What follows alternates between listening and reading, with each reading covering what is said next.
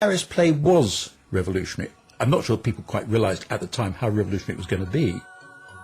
This is 1904. People always regarded children's entertainment as a confection. You know, children wanted something sort of light and whimsical and fantastic. Well, they may do, but they also are capable of something much darker. December 27th, 1904, my stage debut, and one of the greatest entrances in the world ever. My first memories of going to see it are, I think, probably some of the most magic moments in watching a play that I can ever remember. The moment when the lights go down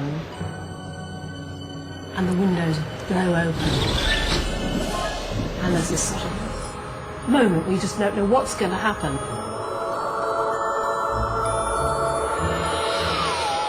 Enter yours truly, the one and only Peter Pan. He was a lovely boy, clad in skeleton leaves and the juices that oozed out of trees, but the most entrancing thing about him was that he had all his first teeth. When he saw she was grown up, he gnashed the little pearls at her. Mrs. Darling screamed, and, as if in answer to a bell, Nana entered. She growled and sprang at the boy, who leapt through the window. Stupid mutt slammed the window so fast that it tore off my shadow. Ooh, I bet that hurt. It did, actually.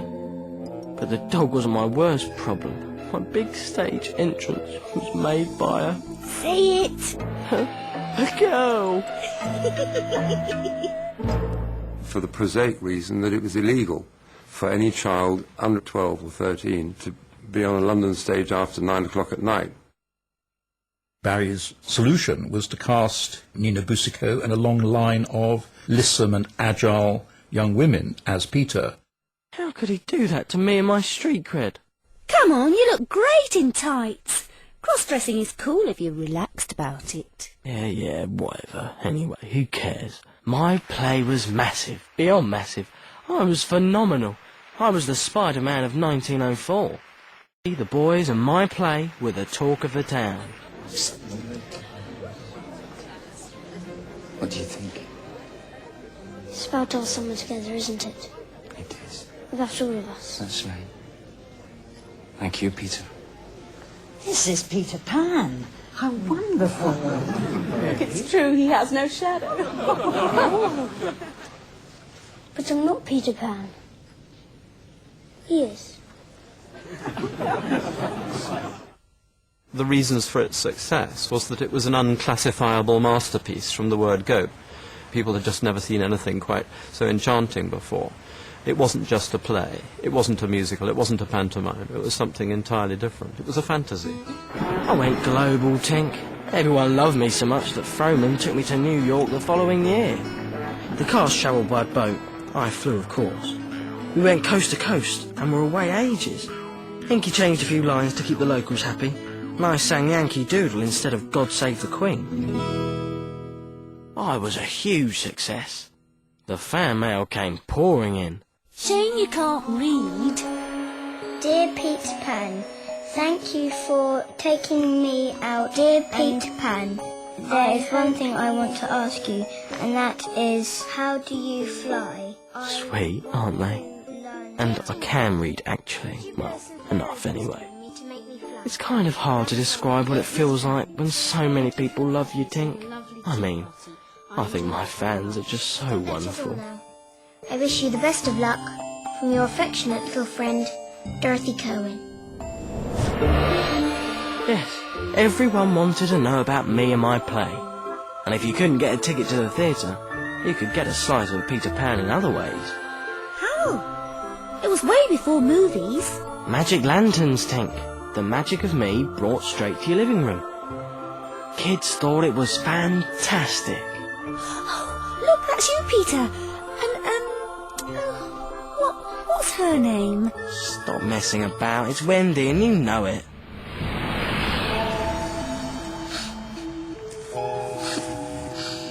Boy, why are you crying? What is your name? Wendy. Wendy, Moira, Angela, darling. Wendy. A seriously scary female. Age, 10 going on 35. Her and her dolls pretending she was a mother. Ugh! I'm sorry, I think I'm going to be sick. No, she was a bit too sensible for me, I think. I think I'd much rather be Peter, running around with the Lost Boys and pretending to be cowboys and Indians and things. Where do you live?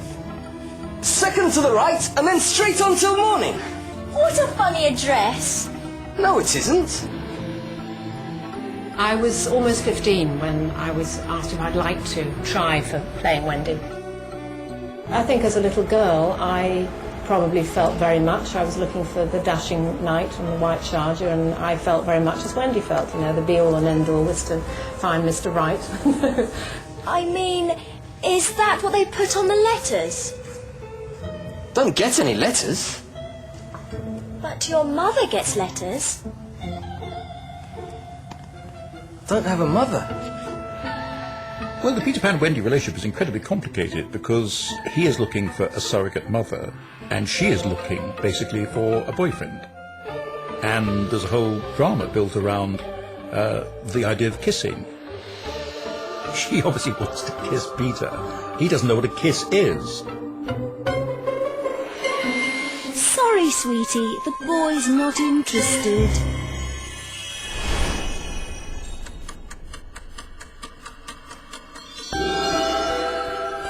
Me, Peter, you still taught her to fly. I had to. I wanted her to come away with me, to be my mother in Neverland. And don't forget, Tink, everyone wanted to fly 100 years ago. It was the new thing. They just didn't have what it takes. See what I mean? Oh, dear. Can you teach me to fly, do you think? Oh, it's simple. Fairy dust. That's all it requires. Whenever they say to me, how's it done, I always go, magic. Firstly, of course, it's fairy dust. Secondly...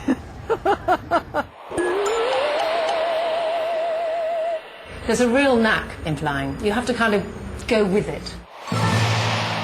It's nice, isn't it? Well, it's quite nice, isn't it? Nowadays, going against gravity is common as muck. But in 1904, it was unheard of. Think The Matrix, but on stage. You know, it's like you've got to feel the flying, and then you can make it look real. And it's a very, very exciting thing to do. I mean, it is thrilling. Of course, Inky had to tell the kids not to try it at home, for so many had accidents trying it for themselves. Wendy learned to fly pretty fast. For a girl. She was okay. She was more than okay. She trusted her life to us, Tink. And it was the same with her brothers. They had no idea where we were going. I mean, second to the right and straight on till morning. It's hardly a good reference on a road map.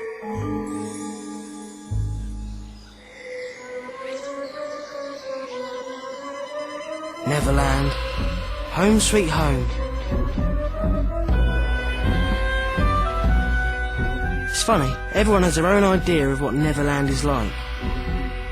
It's like the Lake District, like beach with like palm trees sticking next to it with all sand.